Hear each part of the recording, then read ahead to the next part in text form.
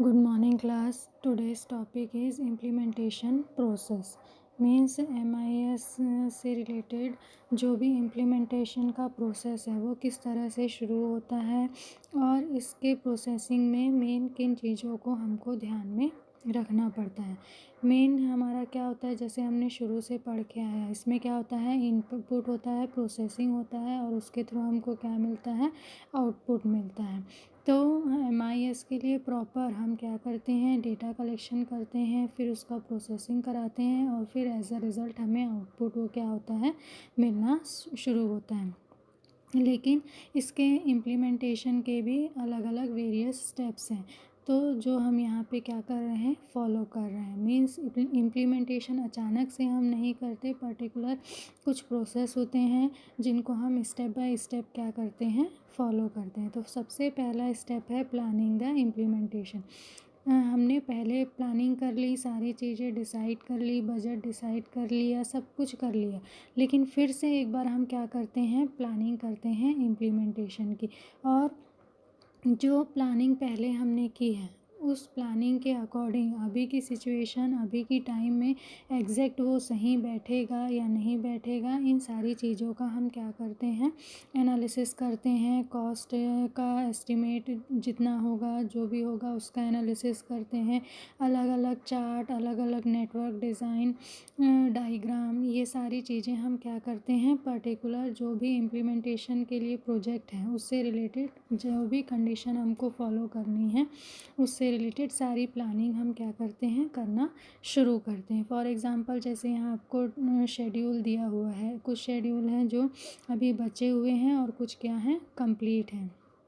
तो according to plan means prepare organization plan complete है क्योंकि हमने प्लानिंग पहले से कर ली थी। फिर उसके बाद प्लान वर्क फॉलो, कितना हम फॉलो कर रहे हैं, कितना नहीं कर रहे हैं। ट्रेन पर्सनल्स को किस तरह से ट्रेन करना है। डेवलपिंग कंप्यूटर सॉफ्टवेयर कैसे डेवलप करना है। Design formation, construct the data files. फिर उसके बाद जो भी सिस्टम के अलग अलग स्टेप हैं उसको किस तरह से हमको क्या करना है, अप्लाई करना है और धीरे धीरे पूरे शेड्यूल को आपको क्या करना है, कंप्लीट करना है। ये डे वाइज भी हो सकता है, मंथली, ईयरली, जो भी आपका टाइम है उसके अकॉर्डिंग आप इस प्रोसेस को क्या कर सकते हो, डिवाइड कर सकते हो। ठीक है। फिर उसके बाद नेक्स्ट होता है स्पेस प्लानिंग। स्पेस प्लानिंग भी बहुत ज़्यादा क्या होती है, ज़रूरी होती है।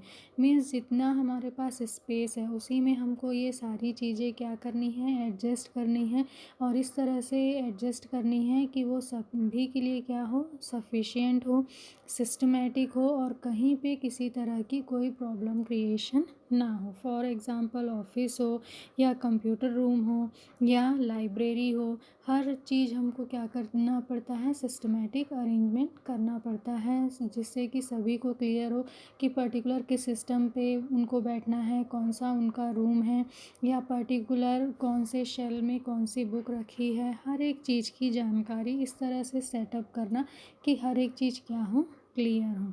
तो ये क्या होता है, स्पेस प्लानिंग करना। फॉर एग्ज़ाम्पल जैसे कि अगर हम एक कंप्यूटर लैब के बारे में सोच रहे हैं, तो कंप्यूटर लैब के बारे में सोच रहे हैं तो कंप्यूटर लैब में हमको क्या चाहिए, बहुत सारे सिस्टम चाहिए। सिस्टम किस तरह का होगा, उसके अकॉर्डिंग स्पेस चाहिए, एयर कंडीशन चाहिए रूम, तो उसको किस तरह से कवर करना है। हर एक चीज़ के बारे में हमको पहले से क्या करना पड़ता है, सोचना पड़ता है। फिर जब ये प्रोसेस स्टार्ट होता है तो हम इसको क्या करते हैं, एक्चुअल में इम्प्लीमेंटेशन करना शुरू करते हैं। यहाँ पे एक डायग्राम दिया है, इससे क्लियर होता है कि किस तरह से किसी भी प्रोसेस को धीरे धीरे स्टेप बाय स्टेप क्या करते हैं, हम कंप्लीट करते हैं। मीन्स टोटली एक साथ शुरू कर दिए, ख़त्म कर दिए, ऐसा कभी भी पॉसिबल नहीं होता। प्रॉपर हर एक चीज़ की प्लानिंग होती है और उस प्लानिंग को हम क्या करते हैं, स्टेप बाय स्टेप फॉलो करते हैं। फिर उसके बाद नेक्स्ट है क्या है, procedure development. Procedure development means आपका ऑर्गेनाइजेशन किस तरह का है, वहाँ पे सिस्टम किस तरह के होंगे, सिस्टम को कितने सब सिस्टम में डिवाइड करेंगे, सबका फंक्शन कैसा होगा। मीन्स अलग अलग ऑर्गेनाइजेशन या अलग अलग इंस्टीट्यूशन, जो भी कंडीशन है, सबके जो वर्क प्रोसेस हैं वो क्या होते हैं, अलग अलग होते हैं। तो उसके अकॉर्डिंग उनके सिस्टम सब सिस्टम को क्या करना, डिवाइड करना, प्लस उनके वर्क को देखना कि वो अपने वर्क को किस प्रोसेस में कंप्लीट करते, क्योंकि अगर हम टोटली नया इम्प्लीमेंटेशन कर देंगे तो एम्प्लॉय जो पहले से वहाँ वर्क कर रहे हैं उसके लिए तैयार नहीं रहेंगे। तो इस तरह का इम्प्लीमेंटेशन करना कि पर्टिकुलर वहाँ पे जो एज अ वर्कर या एम्प्लॉय काम कर रहे हैं वो उसके को यूज़ कर सकें, क्योंकि यूज़र ही अगर उन सारी चीज़ों को नहीं समझ पाएगा तो इस तरह के इम्प्लीमेंटेशन को फॉलो करने का कोई भी मतलब नहीं होगा। तो जो भी प्रोसीजर है वो सही तरीके से क्या करना, डेवलप करना, जिससे कि ऑर्गेनाइजेशन का जो पहले का वर्क था उसमें क्वालिटी वाइज तो इम्प्रूवमेंट हो, लेकिन जो यूज़र हैं उसको सही तरीके से क्या कर सकें, समझ सकें, उनको कहीं पे किसी तरह की कोई दिक्कत ना हो। फिर फोकस करना हार्डवेयर एंड सॉफ्टवेयर में। हार्डवेयर में जैसे अभी मैं बताई पर्टिकुलर उनको कहाँ कहाँ पे रखना है, किस तरह का रूम होगा, हर एक चीज़ सिस्टमेटिक, कहाँ पे क्या चीज़ होगी, आपको किस तरह से इन सारी चीज़ों को मैनेज करना है, इस पे फोकस करना है। किसमें, हार्डवेयर में। सॉफ्टवेयर में किस तरह का एप्लीकेशन होगा, किस तरह के फॉर्म्स होंगे, प्लस इनको कलेक्ट करने की कंडीशन क्या होगी, इन्फॉर्मेशन किस तरह से एक जगह से दूसरे जगह जाएगी, डेटा कलेक्शन किसके थ्रू होगा, ये सारे आपके किस में आते हैं, सॉफ्टवेयर से रिलेटेड। कोडिंग में हम क्या करते हैं, पर्टिकुलर एक ऑर्गेनाइजेशन का वर्क प्रोसेस दूसरे से टोटली क्या होता है, अलग होता है। अगर टोटली अलग भी नहीं होता तो भी वर्क मेथड, अगर एक जैसा वर्क है किसी दो ऑर्गेनाइजेशन का, फिर भी टोटली एक ही मेथड दोनों फॉलो करें ऐसा ज़रूरी नहीं है। तो हर ऑर्गेनाइजेशन के लिए आपको एक अलग प्रोग्राम की क्या करनी पड़ती है, कोडिंग इस तरह से करें कि यूज़र उसको आसानी से समझ सकें, यूज़ कर सकें, या जब आप उनको ट्रेन करें तो वो आसानी से उसके लिए क्या हो जाए, ट्रेंड हो जाए, बहुत ज़्यादा उनको डिफ़िकल्टीज ना हो। फिर है टेस्टिंग करना, मीन्स जो भी इम्प्लीमेंटेशन करना है, ऐसा नहीं कि पूरे ऑर्गेनाइजेशन में उठा के आप एक साथ इम्प्लीमेंटेशन कर दें, ऐसा पॉसिबल नहीं है। तो आपको क्या करना पड़ता है, स्टेप बाय स्टेप इम्प्लीमेंटेशन करना पड़ता है, पूरे सिस्टम में अप्लाई ना करके पर्टिकुलर एक सब सिस्टम में फोकस करते हैं, वहाँ पे इन सारी चीज़ों को अप्लाई करते हैं और वहाँ के रिज़ल्ट के अकॉर्डिंग डिसाइड करते हैं कि पर्टिकुलर जो भी कंडीशन है वो सही जा रही है कि नहीं जा रही। जब एक सब सिस्टम में सारी चीज़ें सक्सेस होती हैं फिर धीरे से उसे सेकंड सब सिस्टम में डेवलप करते हैं, फिर थर्ड सब सिस्टम में डेवलप करते हैं, और जब ये धीरे धीरे सब जगह प्रॉपर वे पे डेवलप हो जाता है, यूज़र उसके फ्रेंडली हो जाते हैं, तब फिर उसको पूरी सिस्टम में क्या किया जाता है, इम्प्लीमेंटेशन किया जाता है। फिर उसके बाद creating of forms and database, means जो भी आपने कोडिंग की है, according to coding, according to testing, आप समझ जाते हैं कि पर्टिकुलर किस तरह का फॉर्मेट की ज़रूरत उस ऑर्गेनाइजेशन के अलग अलग डिपार्टमेंट को पड़ेगी। तो उस तरह के फॉर्मेट उनको क्या करना, रेडी करके देना, जिससे कि वो इन्फॉर्मेशन का ट्रांजैक्शन जो है वो आसानी से कर सकें, उनको कहीं पे कोई प्रॉब्लम या दिक्कत नहीं आए। फॉर एग्ज़ाम्पल जैसे परचेज़ डिपार्टमेंट है तो परचेज़ डिपार्टमेंट का फॉर्मेट अलग रहेगा, सेल्स डिपार्टमेंट है उसका फॉर्मेट टोटली क्या रहेगा, अलग रहेगा, या थोड़ा बहुत जो डिफरेंस है उसमें वो डिफरेंस रहेगा, जिससे कि क्लियर हो सके कि पर्टिकुलर जो फॉर्मेट है वो किस डिपार्टमेंट से रिलेटेड है, प्लस उसमें जिस तरह की चीज़ों की ज़रूरत है वो सारी चीज़ें पहले से उसमें मेंशन हो, जिससे कि जो यूज़र है उसका बर्डन क्या हो जाए, कम हो जाए। फिर उसके बाद नेक्स्ट है डॉक्यूमेंटेशन मीन्स आप डॉक्यूमेंटेशन किस तरह से करते हैं। फॉर एग्ज़ाम्पल नेम के अकॉर्डिंग से जो डॉक्यूमेंटेशन होता है वो दो तरीके का होता है, एक होता है सिस्टम डॉक्यूमेंटेशन और दूसरा होता है यूज़र डॉक्यूमेंटेशन। सिस्टम डॉक्यूमेंटेशन में हम क्या करते हैं, जो भी ऑर्गेनाइजेशन की टेक्निक है या जो भी उनका प्रोसेस है, हर एक चीज़ को डिटेल्ड में क्या करते हैं, रिकॉर्ड करके रखते हैं, उसमें सारी इन्फॉर्मेशन रहती है सिस्टम डिज़ाइन के और उसके स्पेसिफिकेशन की और इंटरनल वर्किंग की, हर एक फंक्शन उसमें रहती है, ठीक है। तो ये क्या होता है, सिस्टम से रिलेटेड। दूसरा क्या होता है, यूज़र डॉक्यूमेंटेशन। यूज़र डॉक्यूमेंटेशन में क्या होता है, यूज़र पर्टिकुलर अपने सिस्टम को किस तरह से यूज़ कर सके उससे रिलेटेड वो सारी इन्फॉर्मेशन उसमें होती है, जिसको देख के वो आसानी से समझ सकता है कि पर्टिकुलर इस सॉफ्टवेयर को उसे कैसे यूज़ करना है। तो इस तरह से क्या होना चाहिए, पूरी तरह से क्लियर हर एक चीज़ का डॉक्यूमेंटेशन होना चाहिए और कहाँ पे क्या चीज़ वो मिलेगी हमको आसानी से पता होना चाहिए। यूज़र ट्रेनिंग, जो भी यूज़र हैं उनको इस इम्प्लीमेंटेशन के लिए तैयार करना और उनको तैयार करना, प्रॉपर ट्रेनिंग देना कि वो इस वर्क को आसानी से कंटिन्यूएशन में कर सकें और उनको उससे फ्रेंडली होते तक आप उनको सपोर्ट करना और जहाँ भी उनकी प्रॉब्लम आती है उनके डाउट्स या प्रॉब्लम्स को कंटिन्यूएशन में क्या करना, सॉल्व करके देते जाना। जहाँ पे जो प्रॉब्लम चेंज यानी जो कंडीशन चेंज नहीं हो सकती उसको के लिए उनको प्रिपेयर करवाना और जहाँ पे जो चीज़ें चेंज हो सकती हैं वो यूज़र के अकॉर्डिंग क्या करना, चेंज करके देना।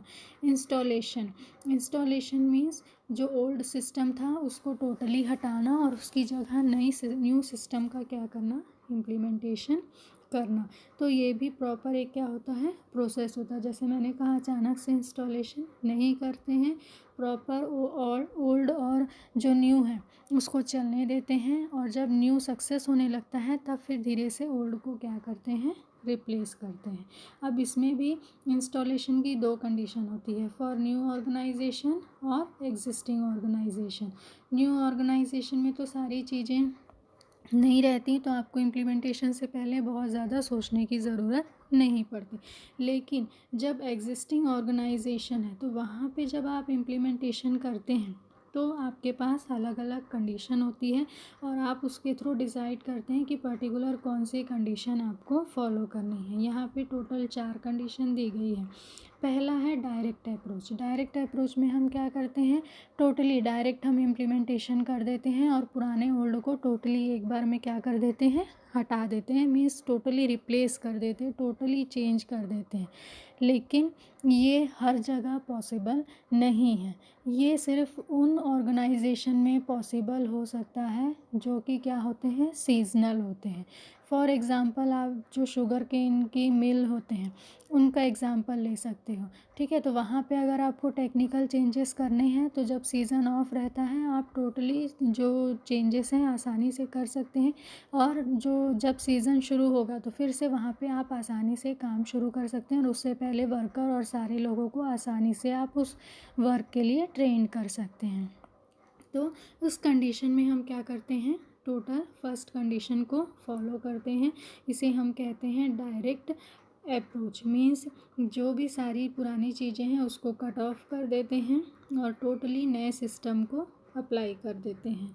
फिर उसके बाद नेक्स्ट है पैरेलल अप्रोच। पैरेलल अप्रोच में हम क्या करते हैं, जैसा कि आपके पिक्चर में दिया हुआ है, इसमें हम क्या करते हैं, ओल्ड सिस्टम को चलने देते हैं और उसके साथ न्यू सिस्टम का इम्प्लीमेंटेशन धीरे धीरे करते जाते हैं। इसमें फ़ायदा क्या होता है कि पर्टिकुलर जो ऑर्गेनाइजेशन है उसका वर्क चलते रहता है, प्लस आप न्यू इम्प्लीमेंटेशन भी धीरे धीरे आसानी से कर देते हैं और जब तक यूज़र उसके फ्रेंडली नहीं होते तब तक वो ओल्ड में ही काम करते हैं और जैसे ही वो न्यू को समझ जाते हैं और पूरी तरह से वो कंपनी के लिए सही तरीके से अप्लाई करने के लिए एक तरह से वो प्रोसेस आपको सही लगता है, उस कंडीशन में आप न्यू को अप्लाई कर देते हैं और ओल्ड सिस्टम को क्या कर देते हैं, हटा देते हैं।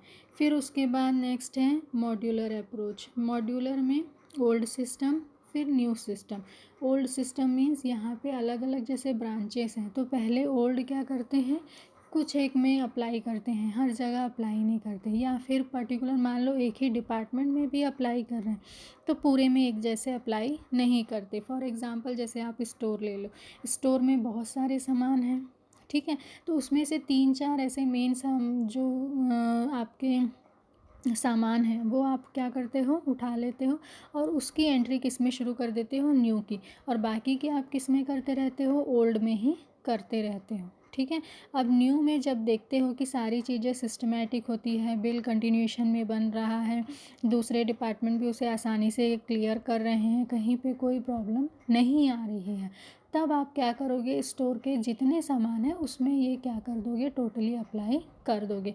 और अगर उसमें कहीं पे कोई या किसी भी तरह की कोई प्रॉब्लम आती है तो पहले आप क्या करते हो, उस प्रॉब्लम को सॉल्व करते हो, उसके बाद ही इस तरह के सिस्टम को क्या करते हो, टोटली अप्लाई करते हो। और उसके बाद फिर आप क्या करते हो, ओल्ड को रिप्लेस कर देते हो और सिर्फ कौन सा सिस्टम चलता है, न्यू सिस्टम ही चलता है। ठीक है। अब है उसके बाद अगला इम्प्लीमेंटेशन है place in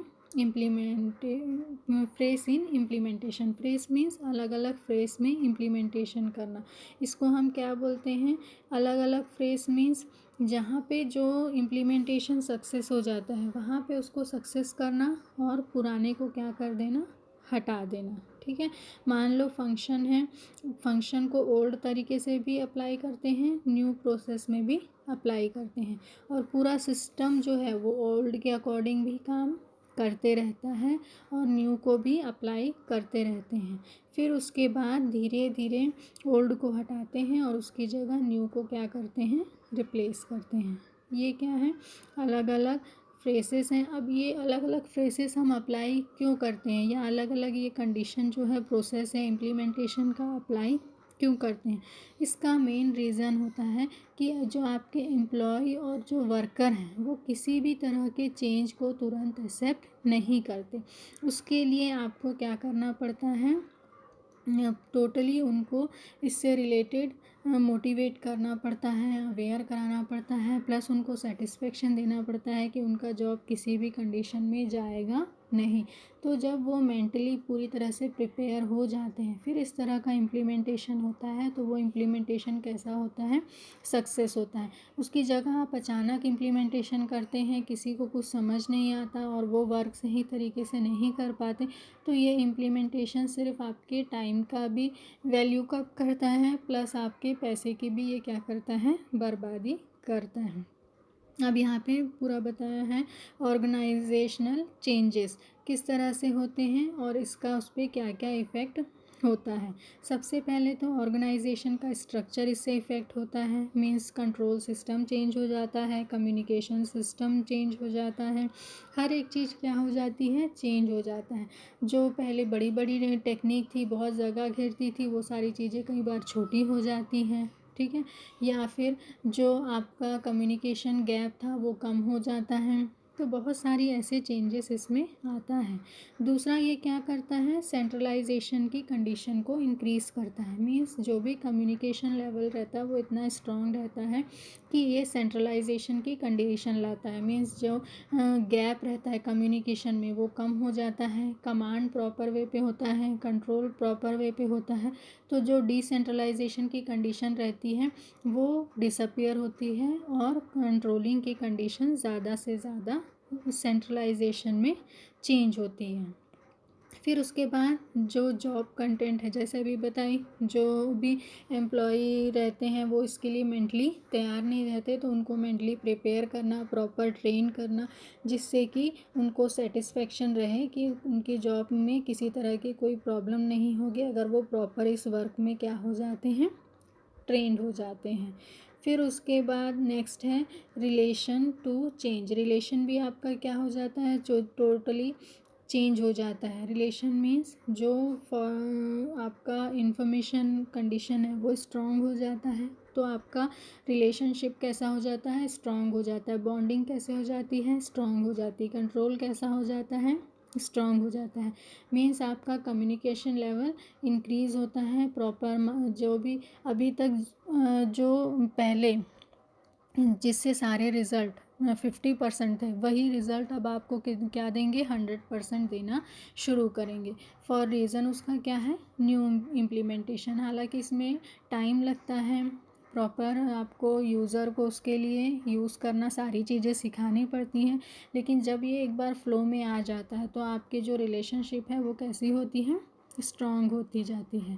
resistant of change, change के लिए कोई तैयार नहीं होता, जैसे मैंने पहले बताया। तो मैनेजमेंट को इस चेंज से पहले क्या क्या कंडीशन अप्लाई करनी चाहिए, मेनली 3 कंडीशन अप्लाई करनी चाहिए। Create a climate for change, means पहले से क्लाइमेट चेंज करना मीन्स लोगों को अवेयर कराना कि यहाँ पे इस तरह का चेंजेस होने वाला है। अगर आप एम्प्लॉय वर्कर से छुपा के चेंजेस करने की सोचेंगे तो वो आपको भारी पड़ेगा। फिर उसके बाद develop effective agent of change means जो भी आप चेंज कर रहे हैं वो क्या होना चाहिए, डेवलपमेंट के लिए इफ़ेक्टिव होना चाहिए, यानी ज़्यादा से ज़्यादा आपको पॉजिटिव रिज़ल्ट मिलना चाहिए। और इस पॉजिटिव रिज़ल्ट के लिए हमको किसकी ज़रूरत पड़ेगी, जो एम्प्लॉय हैं, वर्कर हैं, उनके सपोर्ट की ज़रूरत पड़ेगी। तो उनको कंटिन्यूएशन में मोटिवेट करना कि आप कर सकते हो, आपको किसी तरह की प्रॉब्लम नहीं होगी, आपका वर्क एज इट इज़ चलते जाएगा। फिर उसके बाद मॉडिफाई द रिक्वायर्ड ऑर्गेनाइजेशन। जब ये सारी चीज़ें आपकी पॉजिटिव हो जाती हैं, आपको हर तरफ से हेल्प मिलने लगता है, तब आप क्या करेंगे, धीरे से जो भी रिक्वायर्ड मॉडिफाई आपको ऑर्गेनाइजेशन में करना है आप उसको क्या करोगे, इम्प्लीमेंटेशन में लाओगे और आपको उससे क्या मिलेगा, प्रॉपर वही रिज़ल्ट मिलेगा जो आप चाहते हो और उसमें आपके लिए एम्प्लॉय और वर्कर आपके साथ में रहेंगे। फिर उसके बाद ऑर्गेनाइजेशन लर्निंग बहुत ज़्यादा ज़रूरी है। मीन्स ऑर्गेनाइजेशन लर्निंग से मीन्स यहाँ पे ये है कि पर्टिकुलर जब भी हम कोई नया इम्प्लीमेंटेशन करते हैं तो उस सिस्टम को समझना, उससे रिलेटेड इन्फॉर्मेशन जनरेट करना, डेटा कलेक्ट करना बहुत ही ज़्यादा ज़रूरी होता है। जितना ही आपका लर्निंग कैपेसिटी स्ट्रांग होगा, मीन्स जितना आप उस पर फोकस करेंगे उतना ही आपको क्या मिलेंगे, ज़्यादा से ज़्यादा रिस्पॉन्स मिलेंगे, पॉजिटिव रिस्पॉन्स मिलेंगे और आप उसका सही क्या कर सकते हैं, यूटिलाइजेशन कर सकते हैं। फॉर एग्ज़ाम्पल, अगर आप एम्प्लॉय और वर्कर को पहले से ही इस तरह के चेंजेस के लिए तैयार करते हैं तो वो मेंटली उसके लिए धीरे धीरे तैयार होना शुरू हो जाते हैं। फिर अगर उनको उससे रिलेटेड इन्फॉर्मेशन मिलती जाती है तो वो उसको सीखने में ज़्यादा दिक्कत क्रिएट नहीं करते। इवन अगर उनको दिक्कत भी होती है तो वो दूसरे जो यूज़र हैं उनकी हेल्प लेने से पहले बहुत ज़्यादा सोचते नहीं हैं। फिर वो दूसरे सिस्टम और डेटाबेस से भी अपनी जो भी कंडीशन है उनको एनालिसिस करते रहते हैं और अपने स्किल को क्या करते हैं, अपग्रेड करते रहते हैं, जिससे के लिए जो भी नई टेक्निक आती है या जो भी नए चेंजेस आते हैं उसके लिए जो यूज़र हैं, एम्प्लॉय हैं या वर्कर हैं वो टोटली क्या रहते हैं, उसके लिए तैयार रहते हैं। तो ये इम्प्लीमेंटेशन के अलग अलग प्रोसेस हैं जिसके थ्रू हम क्या करते हैं, जितने भी एक एक स्टेप है सही तरीके से फॉलो करते हैं, जिससे कि ना ही हमारा फाइनेंशियली कोई नुकसान हो, ना हमारा जो ऑर्गेनाइजेशन का स्ट्रक्चर है उसमें कोई नुकसान हो, ना हमारे मार्केट की जो कंडीशन है उसमें किसी तरह का नुकसान हो और हमारा जो वर्क है वो कंटिन्यूएशन में चलता भी रहे। तो इन सारी चीज़ों को फोकस में रख के अगर आप इम्प्लीमेंटेशन करते हैं और सारे प्रोसेस को सही तरीके से फॉलो करते हैं तो आपको रिज़ल्ट क्या मिलता है, ज़्यादा से ज़्यादा पॉजिटिव मिलता है। फॉर